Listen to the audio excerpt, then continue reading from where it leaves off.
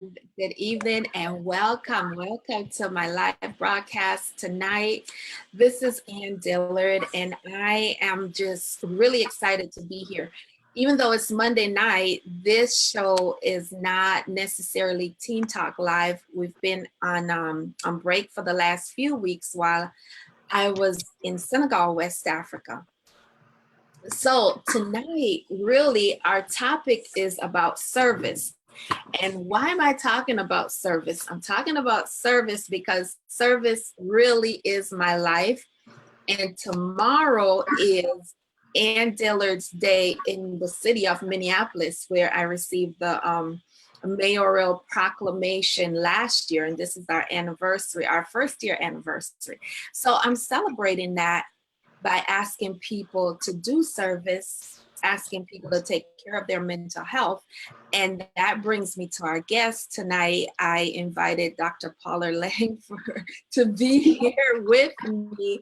And I'm just really, really excited because this is a woman that I love and admire, and just admire how she navigates the world in service. Dr. Langford, thank you for being here. Thank you for having me, Ann.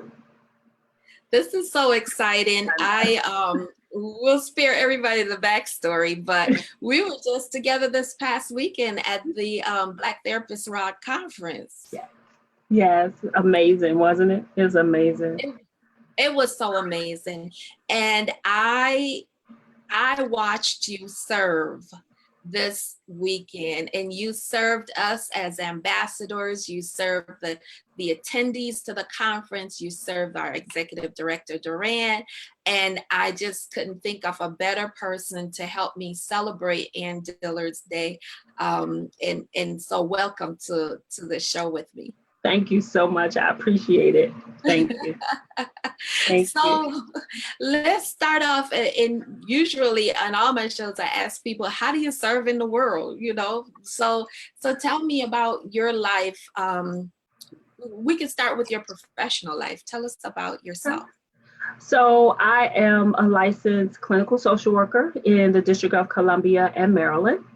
I serve as a case practice specialist for a child welfare agency in the district. And one of the things that I do is I do quality service reviews, which allows me to help my colleagues to inform practice. So when you talk about what is it that I do, I also am what's called a corporator in the Catholic Church. So I serve my pastor as well as my congregation.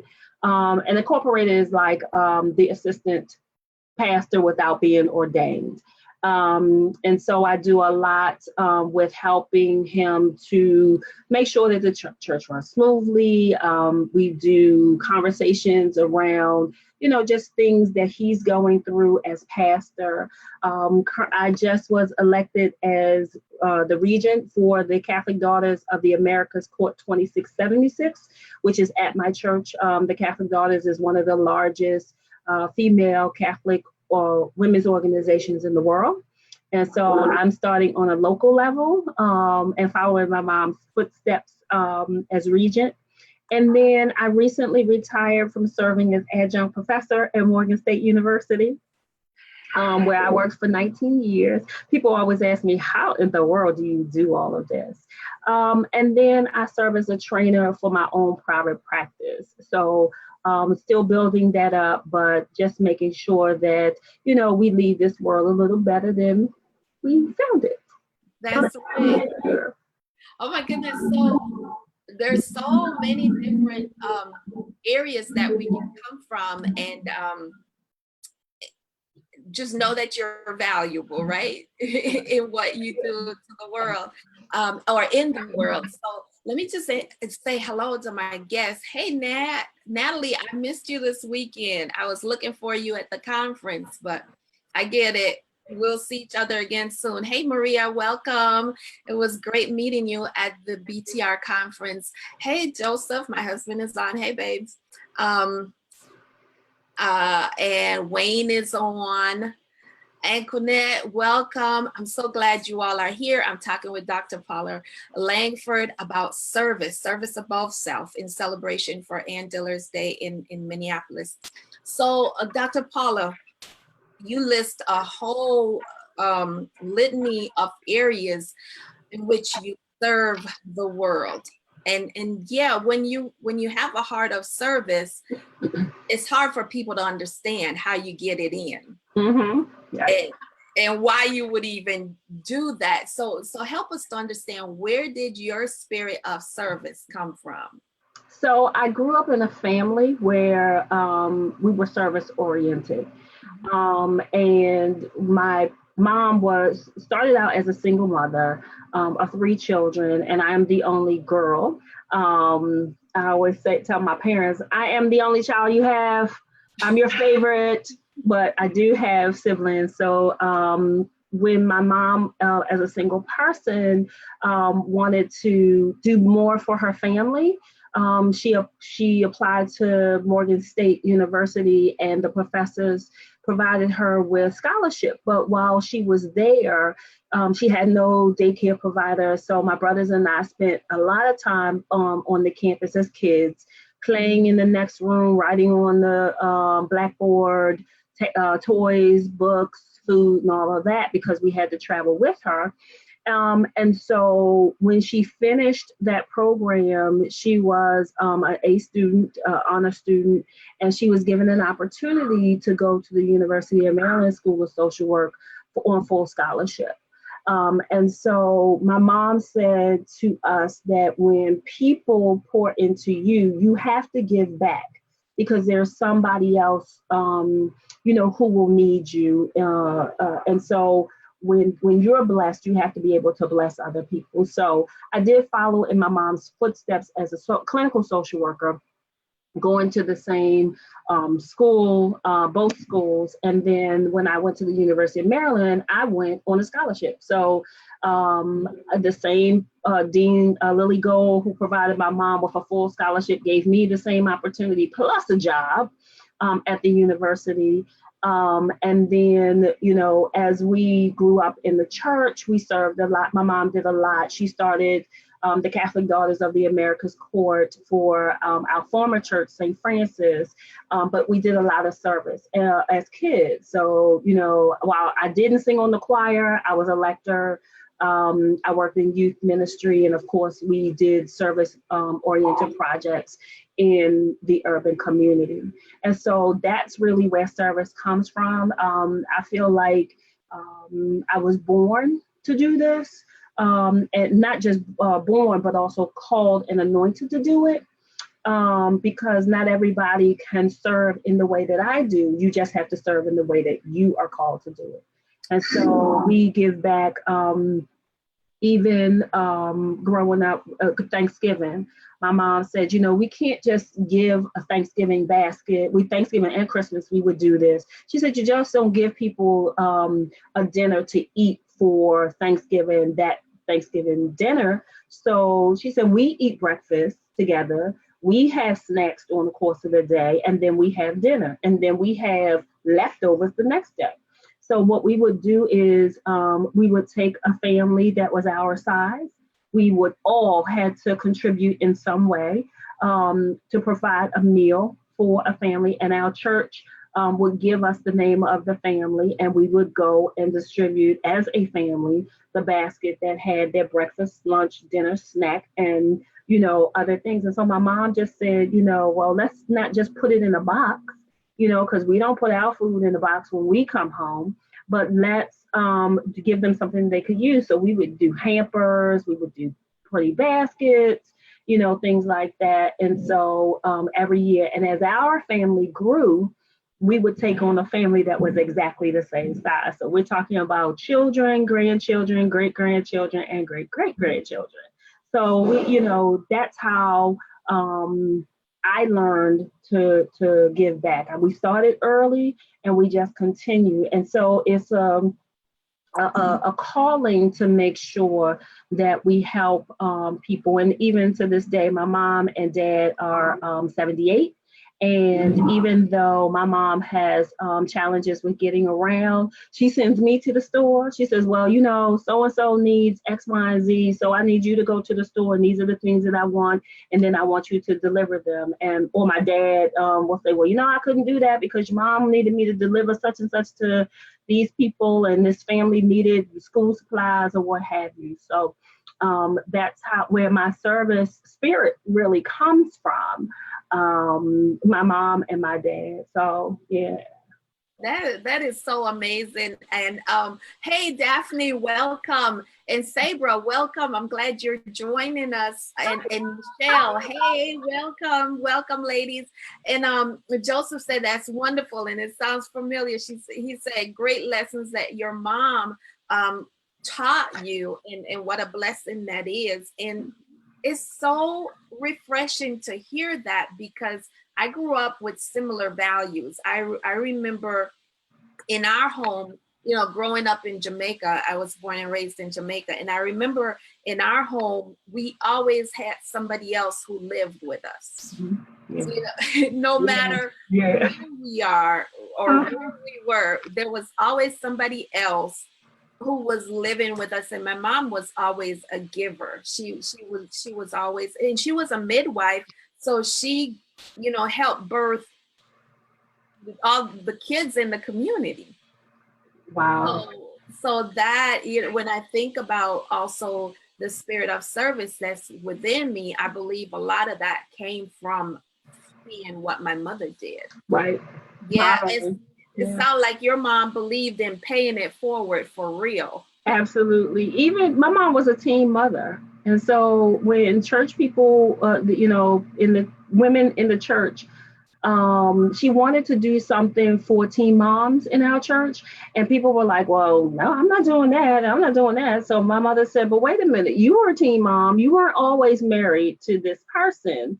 So how do you now not help them to understand that they can get an education, they can get, you know, they can own their own home, they can own cars, those kinds of things, how to plan. So, you know, she has always tried to get align herself with people who serve, and for those who feel like they're a little entitled at this particular point and you don't want people to know your backstory, she's kind of called them out about some things. So, you know, I think I get that from her too.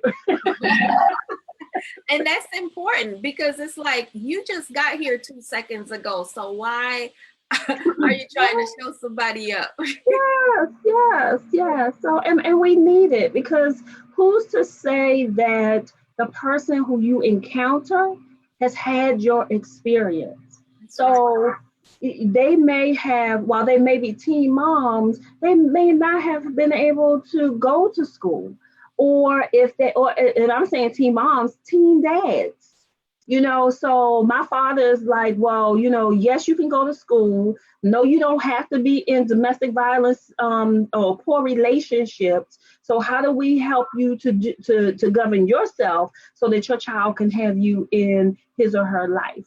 So, you know, our backstories are really what we are standing on. And so if that allows people to be free and to be healthy and healthy relationships, so that, because I always say I need Social Security. I want somebody to be in a good job and healthy, so that when you know, that time comes when I need, you know, Social Security, that it's in there, you know, those kinds of things. And I joke about that, but I really do mean that, because we have to make sure that, you know, there is a generation that not only survives but thrives, you know.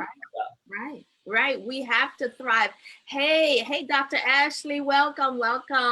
And Mika, welcome. And Taz, welcome. I'm so glad that you are here. And Michelle says, each one teach one. And this is a helping community in the spirit of service. Hey, Grace, I'm glad you're joining us. So the thing about it is, when we think about service, and this is something that I've struggled with, sometimes when you have that heart of service, everybody doesn't understand that. right? And so they think you need to go sit down somewhere and Mm-hmm. you need to just do this much and that's it, Mm-hmm. right? But when you have a heart of service, it's almost, in my experience, it's almost like an anointing that comes over you Yes. to do the things that you do. Yes. And it's like hardly any rest till that anointing is lifted. Yes. Can you Yes. identify with that? Oh, absolutely. The people, like I said, I have one of my best friends who is a pastor, and Reverend Dwayne says, Dr. Dwayne says, Shorty, how do you keep doing this? Are you in the country this week? Are you in the state this week? What are you doing? You're all, and I agree with you. It is an anointing. So, the things that I do isn't a job. Even what working at my agency now, that is no longer, or that is no longer my job. That is my vocation. And so when you are talking about the anointing to do service, then when you say, God, not my will, your will be done, what you're saying is whatever it is that you need me to do, I'll do it. And one of the scriptures, when the woman touches Jesus and the virtue comes out of him, and he says, who touched me? That's what the anointing is. So you have the anointing, the virtue that kind of comes into you so that you serve above self, not in spite of self. Right. So yes, sometimes we are tired. And then I was sharing with you earlier that I came home. I went to work today at 7 o'clock. I work from home on Mondays and Thursdays, but I was at my desk. I was working on a report. I was prepping for an interview. But when I got off, I slept for 3 hours. Yes.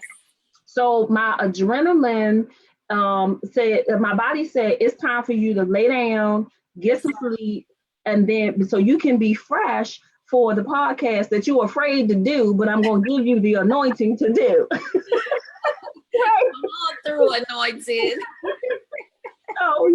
So, and then my friend was like, so what are you doing today? I was like, well, I got a podcast. He's like, well, what are you going to eat? I was like, no, I ain't going to eat because I'm too scared to eat right now. So I eat after I get all this done.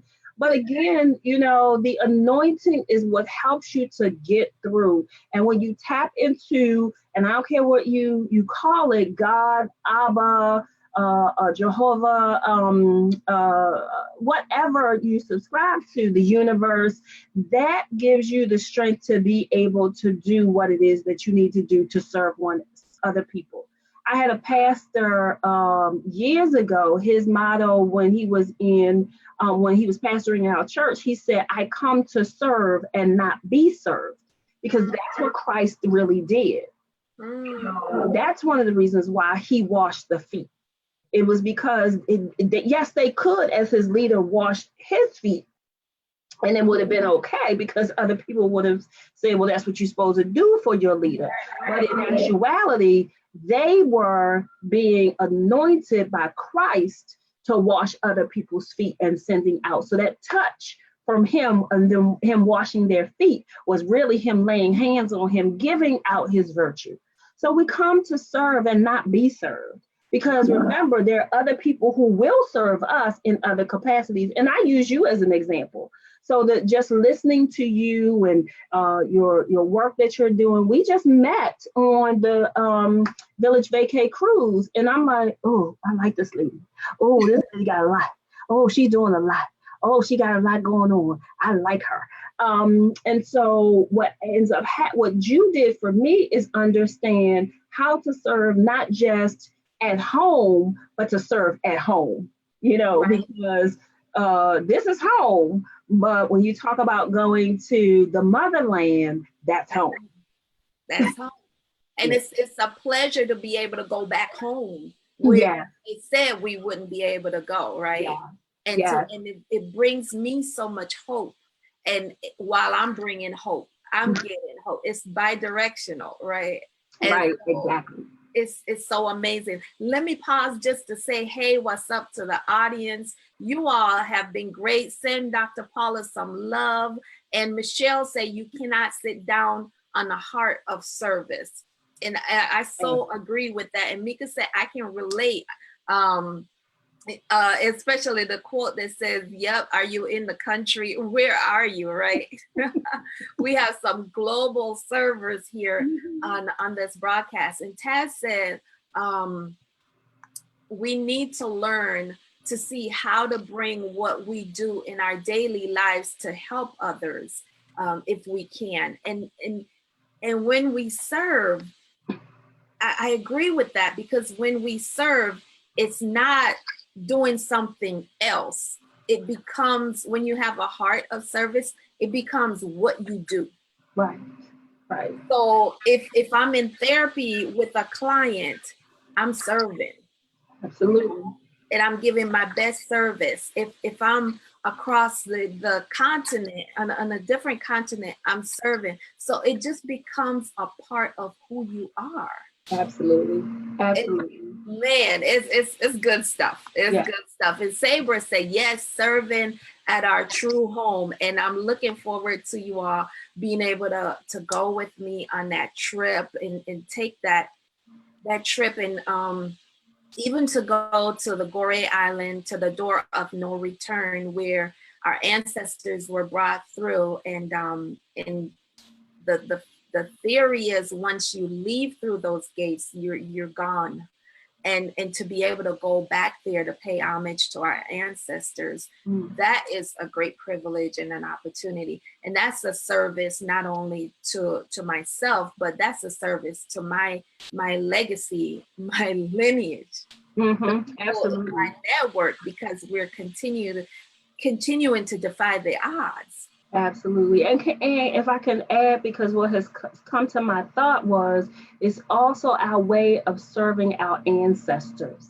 Wow. They are not, they're still with us. Wow. And so when we serve them, they impart on us the things that we need to, the wisdom that we need to do to make the world better.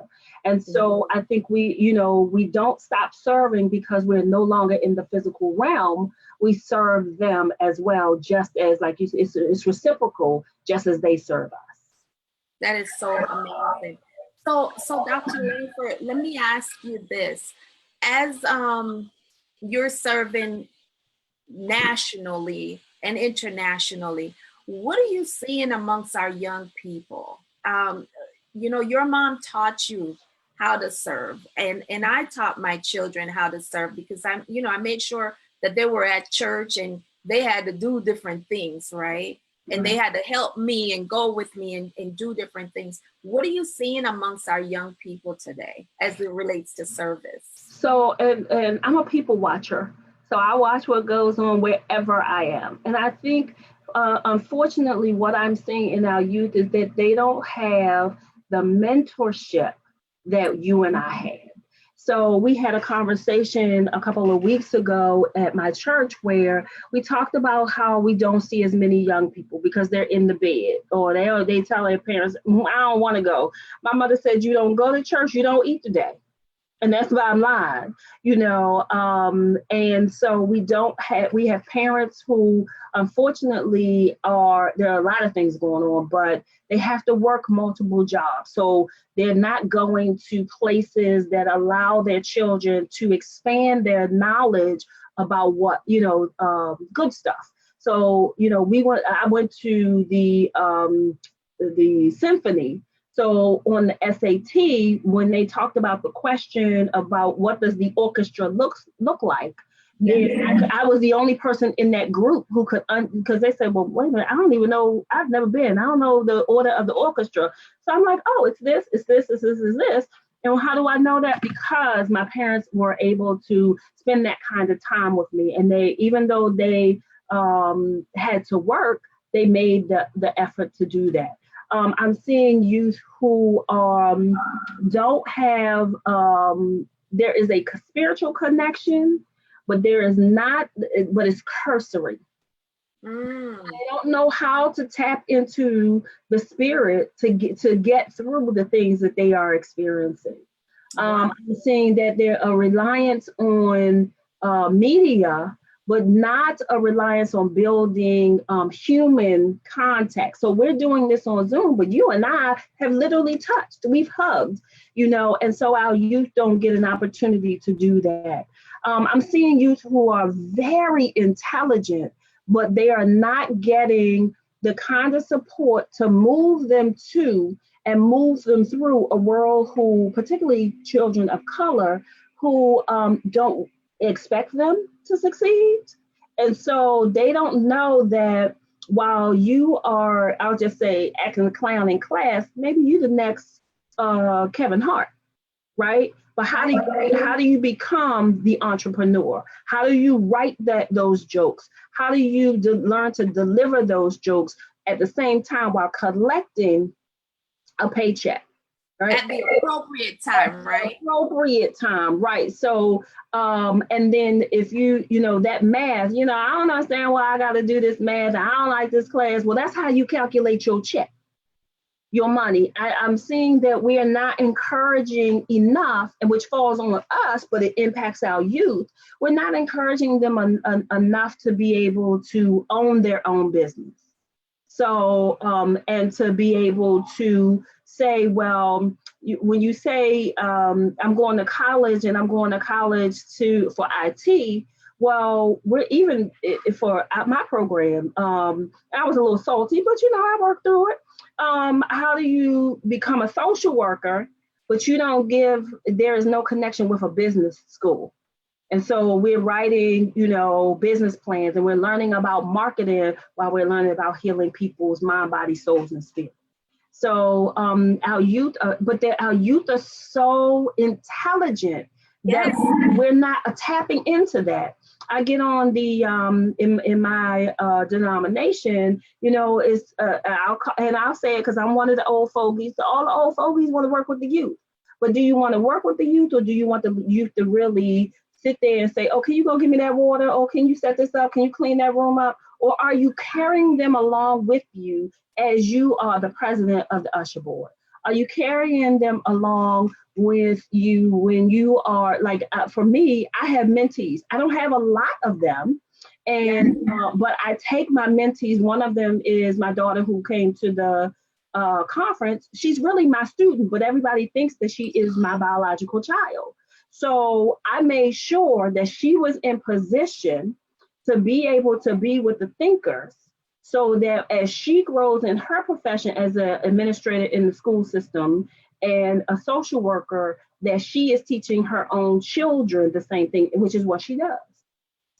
So that's what I'm saying, that we're not allowing our youth and our young adults to be in positions early to be able to learn how to have those difficult conversations. And, we're not yelling and cursing at people, but we're saying, you know what, Ann, I don't even agree with you. I'm going to be back for a minute. I'm going to take a deep breath, and then we're going to come back and talk about that. Right. Or, Joe Schmo, you don't have any integrity. So I got to cut you off, even though you and I have been friends for 30 years, right. or at that particular point, 15 years. I got to cut you off because you're not headed in the same direction that I'm going. And when you're not headed in the same direction, that means you slow me down, and I got someplace to be. That is such a good point. And hey, Marquita, I'm so glad that you are here. And Taz said, I see what you're talking about a lot.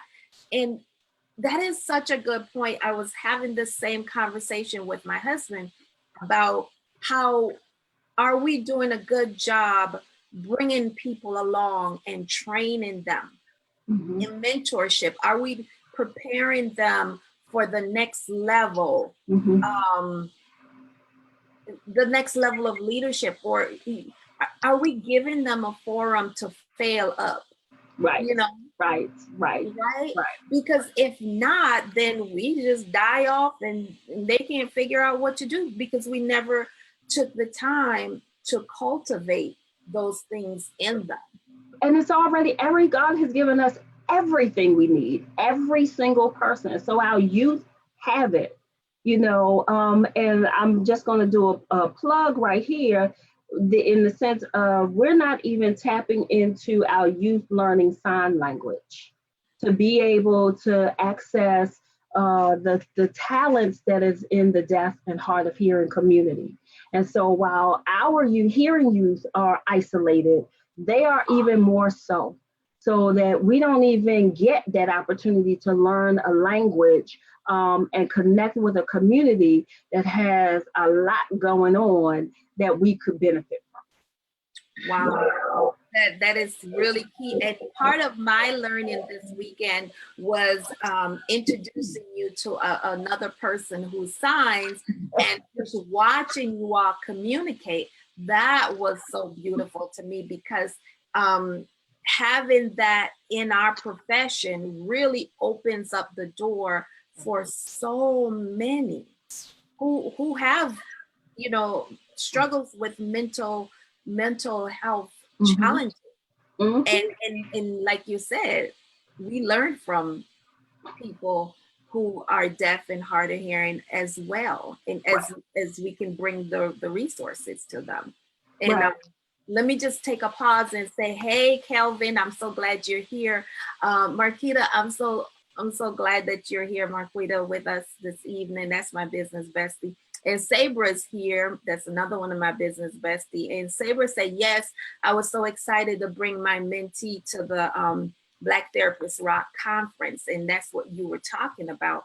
And that is such a good place for our mentees to be, right? Absolutely. Make those connections, right? Absolutely. It was funny because I had 2 passes and I left the conference to come to a crab feast down here in Baltimore. And the young lady sitting behind me was a social worker. And so I don't know even, she saw my Black Therapist Rock t-shirt. That's what it was. She's like, oh, I got to get one of those. I'm in the group. I said, well, the conference is going on.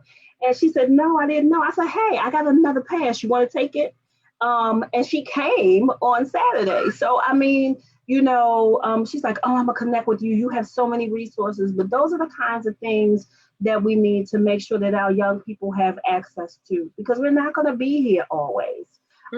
We will be ancestors at some point in time. And so we want them to continue to serve us as we serve them in the next round. Right. And Taz made a good point about, adults going to school, taking classes and collecting student loans and doing stuff ended up being their education being a liability because now they have something that they don't like or they can't use. And that's what mentorship really does for us. It helps us. And you're never too old to have a mentor. Absolutely. Right. And so even in the service work that we do, making sure, one of the things that I did when I started the Rotary Club in North Minneapolis was to make sure that there were people walking alongside me so they can understand what's going on and they can benefit from my experience, because it's not about me being in control. Right? It's about passing that on so other people can learn and grow. And that the reality of that is that's how sustainability happens. Absolutely. And we don't know who's watching us anyway. So a lot of my mentors don't even know that they're my mentors, because I'm sitting there side-eyeing and ear pimping, as we say down here, because I'm listening to what's being said, but I'm also watching for what's not being said. And then so our youth watch us and then, wait a minute, you didn't do such and such. And the reason why I didn't do that, when they call us on the carpet, I can be able to explain why I reacted the way that I did. And so they will have, Aunt Paula, this happened when I was in school, and I remember one day you were in church or you were in the community doing something, and I saw X, Y, and Z, so I tried it and it worked. Yes. So sometimes we don't know that we're mentoring people because we don't take them on formally, but they are watching us. Right. And that's so good. And I just want to encourage all the church folks who are watching to not give up. Reach across the aisle and find somebody, because that is such a great place to establish mentorship as we lead towards service. It's such a great place. And sometimes we don't take advantage of that opportunity or those opportunities. Exactly. And you don't have to be a suffering servant. I know that people think that as a servant, you have to give up everything. That's why I say service above self, not in spite of. Sometimes as a servant, a good servant knows when it's time to take that 3-hour nap. A good servant knows that, okay, so I can't give all of this money at this time, but I can invest at some point. And so I can plan for my investment. And a good servant and a servant leader knows when it's time to give up your position. That's key, because that's why we don't have people taking on, because the mentorship, and then we don't know, we don't die in positions. It took people ask me about working at the university, and many times, because it's easy work, people were like, well, I'm gonna die in this position. I said, no, I had enough. Let somebody else do that. I have my calling is now still in service, but to a different group in a different way. Wow, that is really powerful, and you just gave some really great nuggets right there. Hey, Daryl, welcome. Hey, Miss Jacqueline, I'm so glad you're here. Hey, Renetta. Hey, BFF, I'm glad you're here with us. That is some key nuggets right there, because self-care is important. Absolutely. Right? Because if we don't take care of ourselves, we are operating unethically. Yes. Right. Yes. So self-care is so important.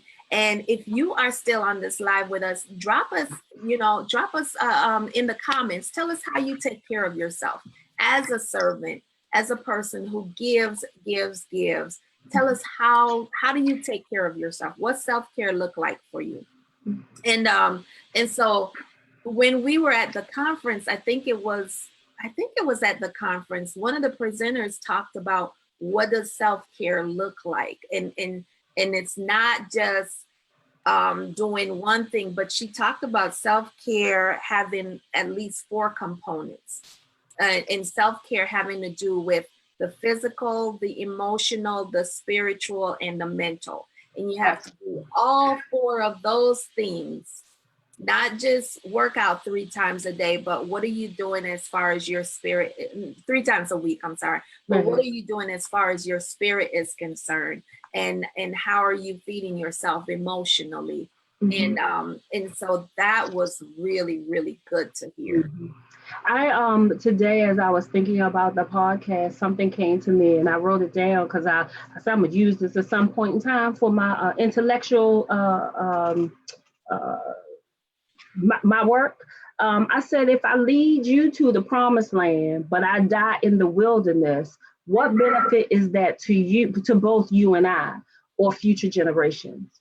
So I can't, if I'm serving you and I die in the wilderness, then I haven't fulfilled the purpose that God has given me, because there's another side when we enter into the promised land. I may not be leading you in terms of getting to the next level, but I might be leading you to the next person to get you to the next level. So as a servant and a servant leader, you can't die in the wilderness. You have too much to offer. That's I'm gonna have to think on that a little bit, because we're talking about premature death, and in some cases, and we've seen this in a lot of cases where we have premature servers, they're not ready to serve in the capacity in which they're trying to serve, right? Right, it's exactly. Process. And so that mentorship again, and that self-care, in order to make sure that everybody's ready. Right, exactly. Ready for the handoff. Right, exactly. You got to take care of yourself, because you can't serve anyone if you are not at your best potential, your optimal. And so, when I think about, and I did that for a long time, I know Renetta is on here, and she helped me through some things last year. in, piling on, I want to take this workshop, I want to do this, I want to do this training, I got to read this book. And plus, remember, I got to go to work so that I can make sure I keep a roof over my head. And I like to eat. So I need to make sure I got food in the refrigerator. And so, just being able to have that other person, because that Renetta is my business bestie as well. And so to having that person to say, take some time, don't crack open the book, don't send don't send the email, take some time for yourself so that you can get yourself together and be able to come back into the space where you can be your best. Right. And say we're talking about setting boundaries. And saying no. And Renetta said, yes, we must do the work so that we can do the work. Absolutely. That's self-care is the work. Learning boundaries and saying no will be my new form of self-care. That is powerful. Oh my gosh. Mika said that was deep. And so this is good stuff. And as clinicians, like Renetta said, we can't pour from empty cups, but as clinicians, and not just clinicians, but people who have a heart of service, boundaries are important. So I hear that boundaries are important. Self-care is important. And mentorship, grooming others to take over is really important. Those are key nuggets to being an effective service leader. Absolutely. Absolutely. So as we, if you all have any questions for Dr. Paula, just drop them in the comment section and we'll pass them on to her. But Dr. Paula, as we, get ready to close, and I appreciate you taking the time after coming off of a full conference and all that other stuff. Let's talk about the work that we're going to be doing together. Okay. So many of my viewers know that I just got back from 2.5 weeks in Senegal on a missions trip that I was invited to lead.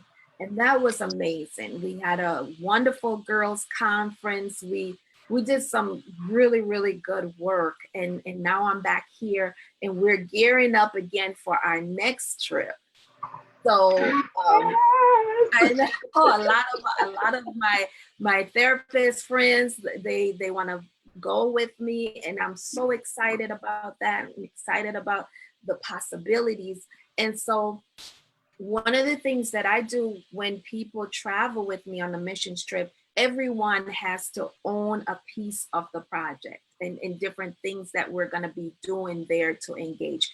People have to own a piece of it, because it's not just paying your money and showing up and say, no, it's about being engaged, fully engaged and enrolled in the process, right? So tell me about the part that you've taken on and how is that unfolding? Okay, so when we met, you talked about the trip that you just came back from, and I was absolutely excited about that. And I told you at that time, I'm going.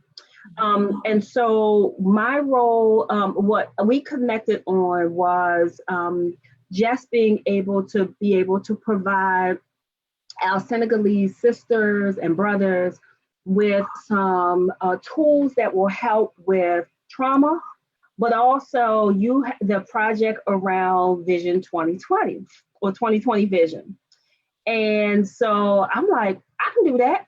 That works for me, and because again, with the anointing of a servant, the ideas begin to flow as you hear these things, right? So what I decided to do is around mobilizing people here to provide the glasses for our Senegalese brothers and sisters. And just as we came back, I went to another conference with a national organization, and I said, I was sitting there in our plenary session voting, and I said, wait a minute, they have 40,000 people in this organization. If I send an email or a flyer to the president or the regent of the organization, I wonder if she would be willing to support this project. Just as I thought about it and wrote it in my notes, they talked about their missions projects that don't have to be voted on by our body, our national body, but that the executive board could take on that. So I went back to my hotel and I started drafting a letter of support that that I'm going to be finishing up to send it to my local group, but also to send it to the national headquarters in New York. So that we can get glasses. And so I said, well, you know, I have enough Facebook friends who, and their friends and their friends and their friends. Let me put this out. So I had my little Bitmo with the glasses talking about ooh la la. You know, I'm collecting glasses for my Senegalese, my trip to Senegal. So let me know so I can pick them up. My pastor is one of my friends on Facebook. He sends me a message and says, put a basket in the back of the church, announce it at the at service, and let's start collecting these glasses for this trip. I called my mom and I said, Mom, look, what do you think if I sent a letter to the national region? She was like, why not? You have just as much right to send a project in as anyone else. Now, mind you, this organization probably has 5% African Americans. That's it. And 40,000 people.